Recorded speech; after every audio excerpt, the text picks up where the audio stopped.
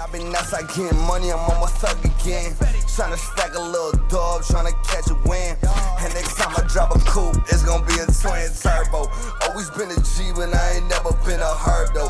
Way I'm switching lanes, they should call a nigga Swervo. Hey guys, welcome back to the Millennial Mentality Podcast. I'm your host, Nick Agnelli, here with my co-host, Peter Price. Yep. And this is a boys only segment episode. Short, sweet, bang, bang. We love doing them. These are fun. I do enjoy these a lot. And no, Hopefully it's been you great. guys do too. We like to just knock out some quick thoughts, not take too much of your time up. We love that you guys are watching it, and yeah, so that's that. Continue to tell your friends and family about us, guys. It means the world. That's kind of the fee we ask you to pay. Is just like if you like it, or you got something from it, or you think someone would get something from it, send it out to them. Tell them, coworker, friend, anything. It just is the way that we grow. So, or you laughed really hard or had fun just watching us. So thank you guys for that. Hit that notification button on YouTube just so you guys know that we have posted, comment, like anything you can do for us. Would be amazing for us. So that's that. Pete, I know you wanted to talk about something. We have a little bit more of a structured episode today, kind of going through some points. What's the first thing? So I don't know if you realize this or not. We share like the notes thing, so you can see when I add. Obviously, you don't know what I'm doing. I don't peek. I don't peek. You never look? Never look. Well, most of these thoughts come to me in the shower. Yeah. Do you like do a lot of thinking in the shower? It's so funny you said that. One of the podcasts we listened to, I don't know if you caught that, but this guy that went on a podcast said, I've been listening to this certain rhythm of music. And this rhythm of music is like it's basically like a white noise, right? Yeah. But it puts you in the best thoughts. That rhythm music is like when you're driving and it's completely silent and you're getting all your best thoughts. Mm-hmm. It's when you're in a shower, you're getting all right. I got to look it up because it says it kind of puts him in this trance. Like that's how he wakes up in the morning is by putting this music on. Right. I've got one of those. What? Have I ever told you? No. When I when I do my gratitude list and when I visualize, I've got a certain, I don't want to call it a song. It's like a meditation music thing that I play in the background to like get me in that meditative state. Do you like it? I love it. Yeah. Yeah. I'll sometimes when I'm in the shower, I'll play it through the speaker. So there's science to it. That's why frequencies and shit. I think now lately for me it's been walking too. On my walks, I fucking just. It's so nice too. Like a 45-minute walk is tedious. It's annoying so many days. Like when you do 75 hard, you'd be like, "Fuck, I don't feel like walking briskly or jogging or anything like that." Or doing yoga outside. Like, it just sucks. But the walks are so great because you really have time to, like, go through all your thoughts of the day. It's really, like, you're making yourself reflect for 45 minutes. And a lot of the times I would put, like, a podcast on initially or a YouTube thing, and then for, like, 40 minutes I would just talk to myself. Yeah. And it's like, dude, when you go through that much of your day every single day, there's no thing that you can be like, okay, this is what I'm doing about that, or this is why I'm upset, or, it's just, like, so clear. And that puts them in a trance too. So there's real science to it. But yeah, shower, car, walking. Yeah, that was a random side track that we got on. But something that came to me in the shower today, and we've talked about it sort of before, but I figured right now would be a good time to revisit it. Just because of like.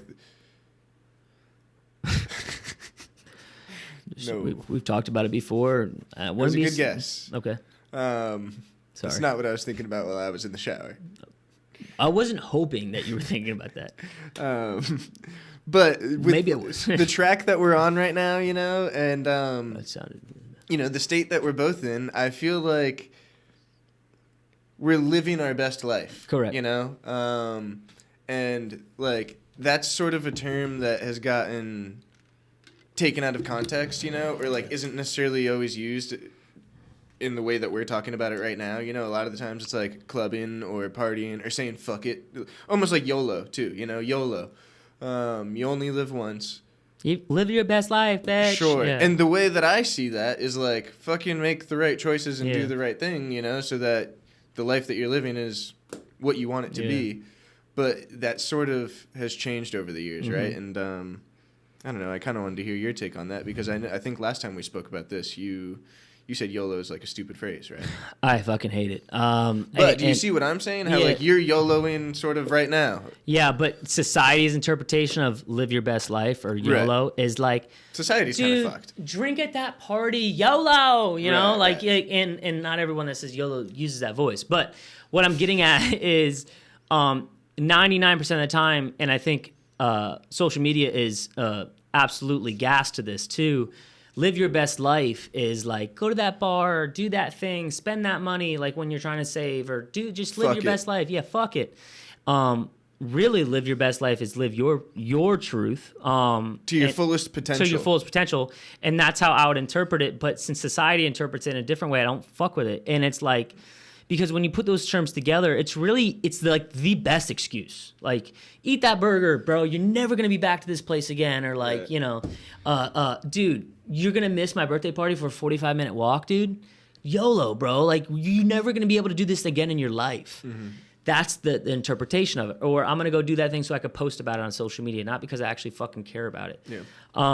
And I think a lot of people are yearning for this YOLO social media interactions, YOLO so people don't have FOMO, It's a lot of terms thrown around right now. FOMO is a good one too. Because that drives into it, you know? And if you take that out of the equation, I think that it would be interpreted as, bro, living your truth is the happiest thing you could do, bro. Living to your fullest potential. Correct. And the way you get to that truth is by having discipline and knowing what happiness really is, Mm-hmm. So when your perception of that changes of like, oh shit, going out in the weekends isn't my best life, dude. Right. That wasn't making me happy. But I thought society's interpretation of it would be like, I'm finding this happiness, getting blacked out. Right. And ultimately, as a trap, living your best life is eating shitty and drinking mimosas and doing all this shit, which led to me to depression. So how is that ironic enough to be like, holy fuck, maybe YOLO, which is like the devil's loudest fucking term he could use, maybe we should take that away and or interpret it as, if I only live once, I want to feel my best, do my best, impact as many people as positively as possible. I want to live as long. I want to live as long and healthy as possible. Like, and make it count. Correct. In a good way. And it's just like, I want to tell people like, dude, you could just like, again, being in the state I'm in, bro, I'm feeling like, I could ultimately do anything in the world. It's as I compared it, like, I've not tried so many drugs, but I've tried different drugs, and like, there's no drug like it, dude. And so after you get that hit of that drug, dude, there's like, it's so hard to go back. Yeah. And that's identity, So I like that you tied it into discipline. And also almost tied it into regret, in the sense of where like you look back on the years where you're partying, you're drinking, you're fucking up, and it's not like those weren't your glory days. It was like fucking what a waste of time, So a quote that I've been seeing on Instagram the last couple of days, and I think like maybe 5 or 6 people have shared it in the last 24 hours that I've seen. But I really liked it. I sent it to you, and it said, everyone must choose one of two, the pain of discipline or the pain of regret. And you actually posted something on your story today that was like tied right into that, doing your 1 mile, and you made this commitment to yourself that you're going to do a mile every day. And, you either had to fight through the pain of doing that mile when you got that cramp to stick to your word and be disciplined and do the thing you said you were going to do. Or you had to suffer with quitting early and knowing that 2 days into this commitment to yourself, you failed. Both are going to hurt. One's going to hurt a lot longer than the other. You're suffering regardless, yo. Like, you're so suffering regardless. Like, so, like, you have to, once you get that drug and once it becomes clear, it's so obvious to suffer in one way rather than the other. But until you feel that feeling of like, dude, I'm either going to be miserable mentally tomorrow or I'm going to do this thing real quick because I said I was going to do this thing. Mm-hmm. And when you do that and you push away that temporary enlightenedness or high for this life that you want to live, you live with so much purpose. So many people of our generation lack purpose. Right. And how could you have purpose? Ultimately, how could you have effects? That's one thing that really drives me a lot is like, I want to have an effect on the world. Yeah. I really do. In a philanthropic way, in a way that I can give back to my community, the way that maybe I could teach, inspire, and entertain people, right? That's what I want to give back to the world. And I'm not able to affect unless I do these things. I'm not able to make change. I'm not able to be that one, that one that's in the family that's different from everyone else. And that's not in a good way or a bad way, just different. I don't get to be there if I don't have that. So that is like just juice there, because it's like, that is my purpose in the world. It's no longer about me, bro. It's no longer about personal accolades. It's about having an effect on the world, a legacy when you're gone. It's so obvious what to choose. And it's obvious that through that you have to have discipline. You're either picking the pain right now of suffering. You're picking the pain of regret, bro. It's so obvious because every morning when you don't push yourself, you wake up with regret.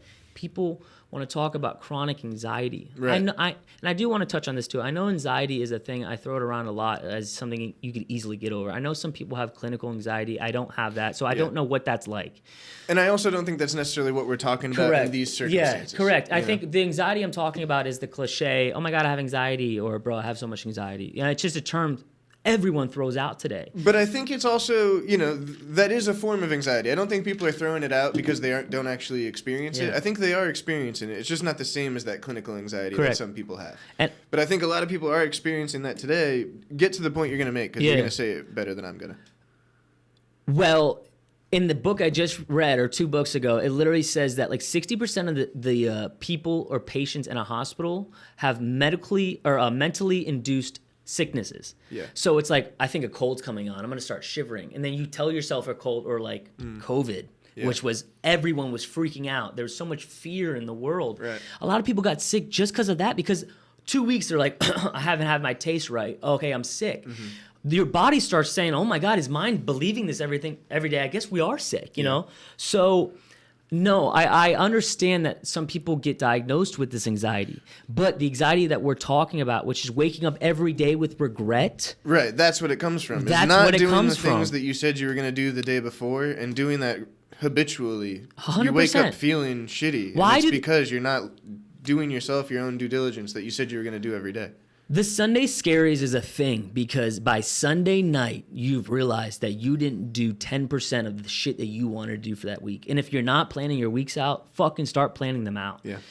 And when you're able to look back at that and you're like, dude, I checked off everything I wanted to do for that week, there's no way you can't roll into the next week fucking on fire, bro. There's no way. Right. But instead, the Sunday scaries is there because you look back on the week, you fucked off on the weekend. During the week, you didn't push yourself professionally or physically or anything. And you're like, dude, I'm just a blob, bro. If you've got that like new formed temporary anxiety, which I think a lot of people have accumulated over like the last couple of years, where it's like, man, I never had anxiety my whole life, but now all of a sudden I do.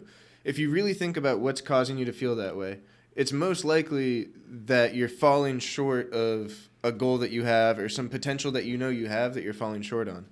And really the only way to combat that is not to sit there and feel anxious or sit there and be worried about where you're falling short. It's to identify what your goals are, identify what it is you're worried about, and then make a plan on how to work towards that. And the next day, take that first step towards that goal. You may not be able to solve it overnight, but working towards it will make you feel better every day. It's literally medication, mental medication to fix chronic depression, or not chronic, but this temporary anxiety and depression that people are feeling, because it's such a fast way, in my opinion. That's why you don't give medicine out so fastly, because people need to change things in their life. And once they make that change, if they're still having issues, there's a deep-rooted issue. Right. But not. I had a really good experience with the doctor. Did I? No. I don't think I talked to you about this, bro. So I went to the doctor for the first time since like high school, like whenever the last time you have to go to get a shot for school was. I think that's like the last time I saw a doctor. That's a long time ago. A really long time ago. So now I'm 27 years old. I figured it was time to like go get checked out. And I've been having like some minor medical things that, I had questions about that I wanted to go talk to the doctor about. So I had like a little bit of a list. Like I literally made a list on my phone so I wouldn't like forget certain things I wanted to talk to her about, and I pulled it out. And as I'm going down the list, I sort of had this thought in my head going to a modern day doctor that every problem on my list, she was going to have like a medication to give me. Oh, you get headaches? Okay, I'll give you this. But you can't sleep? I'll give you this. Complete opposite experience. Really? She heard me out for the whole list, let me go bullet by bullet, tell her everything that was going on. We tackled one at a time. And everything that we talked about was basically, what are your habits and routines? Things that cause this, or things like this, and this. Do you do any of that? Okay, let's cut back on that and do some more of this. And I made another appointment with her for 2 months. And I love that. She's like, when you revisit me, if you've done all these things we're talking about and changed all these habits we're talking about, and you're still experiencing these things, then we'll go a different route. Yeah. But that is not what I expected at all from everything I have heard about doctors. I hope there is a new wave of doctors that are coming about that are starting to understand the science and are starting to get with this new wave of like, yo, like a Xanax ain't gonna fix or a painkiller ain't gonna fix that problem, or like putting him on this drug or that drug, it's not gonna fix it. It's putting a fucking Band-Aid on the issue. And I really hope that like this person, like this doctor, people start realizing like sometimes it is, but it's a very small percentage in my opinion compared to like this overlooked sick society. And also like, yeah, we're chronically obese because look at what we're just fed through information all our entire lives, or what people's expectation of happiness is in our society, of like going to McDonald's on a Friday night or whatever it is, right?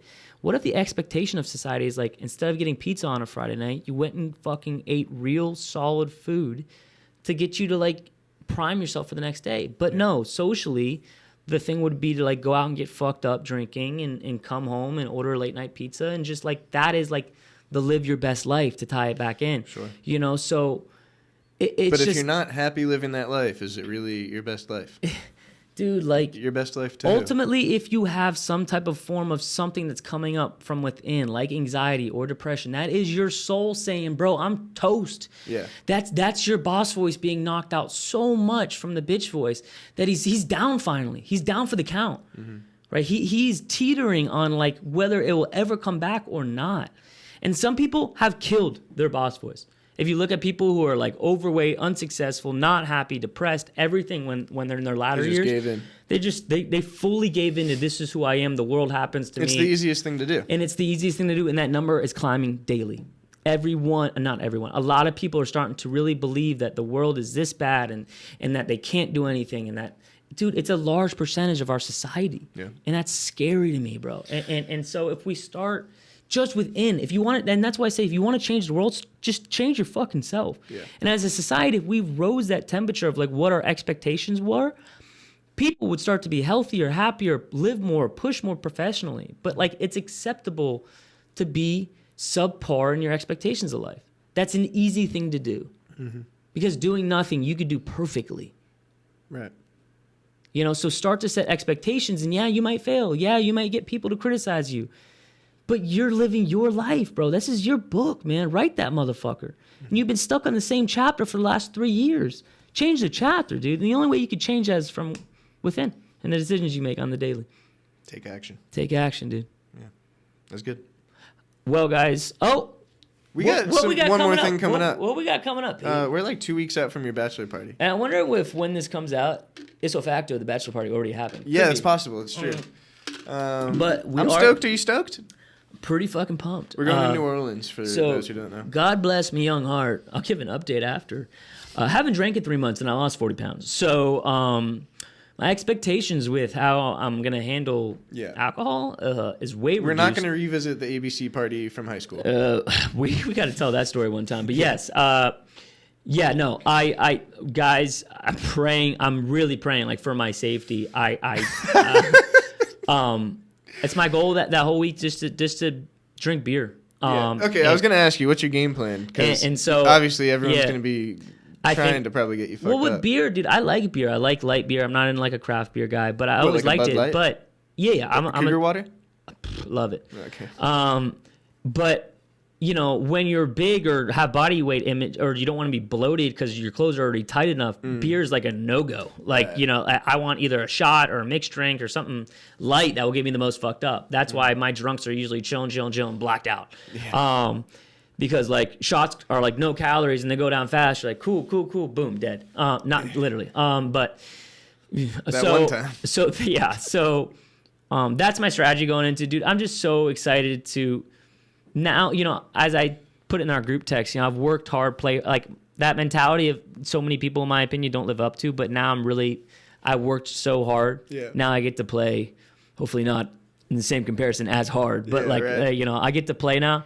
Get to enjoy yourself. So this is like in comparison, like my cheat meal of what this is, you know. And You've been to New Orleans before? Twice. What are like the highlights? I've never been. Well, I'll ask you again once you went, but think about a personality of me, but in city form. In city form. Got some history. So wait, like you were talking about beads and shit in the group chat. That goes on all year, not just like Mardi Gras time? 100%, yeah. It's beads all year round. Well, obviously some times are more popular with the beads and the boobs, like Mardi Gras. Yeah. But it's like standard custom. Like when I've gone to New Orleans twice, it turns to like 11:30, 12-ish, and that crowd is still pushing through. Yeah. People are drunk enough to be like, you want a bead? And they're like, living my best life, you know, like, to that point, and they're like showing their boobs. Like a nude beach in Spain that I was so pumped for when I was 19, it was not what I expected. Most of the time, it's like, wait, what? In Spain one time, they had a nude beach, fully nude. Yeah. Or not fully, but like it's like whatever you want to do, you know. Right? You could be fully nude. But you could be, legally. Roll up on that bitch. I'm almost You were pumped? I'm almost semi-bricked at that point. You know, I'm almost, right. because I'm like, dude, so much fucking memory bank right now. Like, mental pictures, snap, snap, snap, snap. Yeah. Roll up, bro. This is Straight before the clad. 70-year-old saggy boobies, bro, fucking with their swinger friend who, like, they're all up dancing on. You know, it's like Fantasy Fest in Key West. You know, you ever heard of that? Yeah, I have. Yeah, it's where a bunch of, no offense to, like, old people, but old people and shit go down there and they put body paint on. And, like, you walk into the Adam and Eve bar there, which is, like, a fully nude bar, and it's just, like, an 80-year-old dude with his cock out, you know? And you're semi-bricked at that point. So at that point, you gotta go. You gotta go full brick. The beach. How'd the beach go? You know, dude. Like, how do you have a fun drunk conversation with a dude with his dick's half chub? You know, or yours is. That's even worse. That's true. Like, what? And that's the thing too. Like, what if you go to that bar and naturally, it's first nice dick you've ever seen in real time in your life, and you get hard. What do you do? What do you do? Identity crisis. Identity crisis. A. B. I might stay in the bar. I might double check this and see. Listen, is that just something kicking in right now, or is this me soul talking to me? You know. So, yeah, right. Listen, dude, I'm not gay, but you know. Did you talk to anyone at the beach in Spain? Oh, so to that, no. Ipso facto, we were on a bike ride, and a nude bike ride? No, we weren't nude. Oh. But we were. My dad, my sister, and I were just biking through Nice, and. You know, on the right it says nude beach, you know, and you start seeing booby here, booby there. Your peripheral vision got really good all of a sudden. So I'm full head turn at this point. You know, I drift back to third, so like they're not both in front of me, just seeing me stare down. Also, I'm able to like, you know, watch and drive because I'm just like out of the corner of my eye, just following them. Yeah. Full look the entire time, and like I said, it was just so much disappointment, dude. That's so funny. You know, so.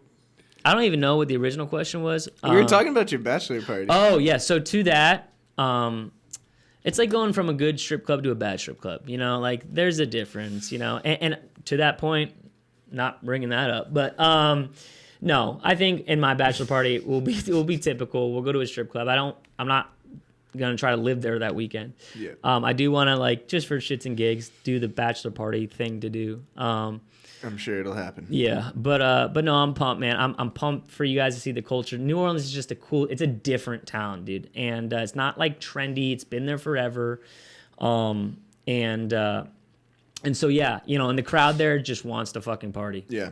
And you hear the trumpets in the background. Like I said, there's just soul there, and I love that. So we're pumped. We will give an update video with you guys, and we'll probably try to not film a lot of it. I want to have friends have fun with just us, but I want to document some of it just for shits and gigs. Yeah, that'd be funny.